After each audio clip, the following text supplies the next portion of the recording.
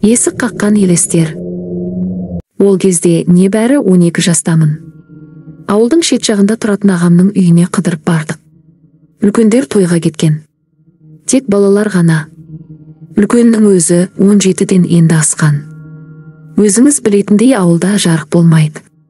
Әсіресе кешке өшіп сабақты білте шамның жарығымен оқитынбыз. Содан не керек, тағы да жарық өшті. Үйдегі майдалары у-шу. Бір бөлмеге отырып алғанбыз. Қап қараңғы. Тек шамның жарығы ғана айналаны әлсін-әлсін жарықтандырып тұр. Үй моланың тура жанында орналасқан. Жылан, шаян дегеннің отаны. Тарс-тарс еткен дауыс қатты естілді. Арамыздағы үлкені терезеге жақындап, перденің түбінен жасырына қарады. Ешкім жоқ. Бірер минуттан соң тағы тарсыл. Зәре құтымыз қашқан, біз жабыла есік жаққа жүгірдік. Терезеден, есіктен алма-кезек тарсыл-тырсыл қағып әлек. Болмаған соң ерік жігерді жиып алып терезеге беттедік. Пердені түрсек аппақ киім кигендер. Топырлай шарбақты кезіп жүр.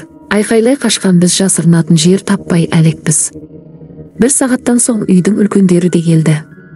Болған оқиғаны айтсақ сенер емес. Қазір ойлап қарасам тылсымның бары рас екеніне көзім анық жетеді. Түнде ойыннан қатты шуласақ керек, орынсыз күлкі, айқай. Бәлки, мазардағы әруақтарды мазалаған болармыз. Сіз қалай ойлайсыз?